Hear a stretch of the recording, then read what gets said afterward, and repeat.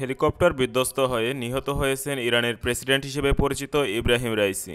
১৯৮৮ সালে ইরানে হাজার হাজার মানুষের মৃত্যুদণ্ড কার্যকর ও পরবর্তীতে দেশটির পারমাণবিক সক্ষমতা বৃদ্ধিতে উল্লেখযোগ্য ভূমিকা পালন করেছিলেন ইব্রাহিম রাইসি।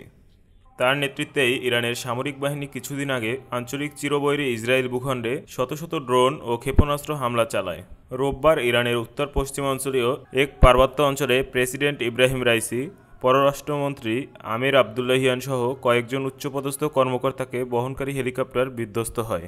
রাইসিকে বহনকারী হেলিকপ্টার বিধ্বস্তের ঘটনা ব্যাপক জল্পনা কল্পনার জন্ম দিয়েছে। অনাকাঙ্ক্ষিত এই দুর্ঘটনা ঘিরে দেখা দিয়েছে নানা প্রশ্ন। প্রেসিডেন্টের মৃত্যুতে ইরান জুড়ে শোকের ছায়া নেমে এসেছে।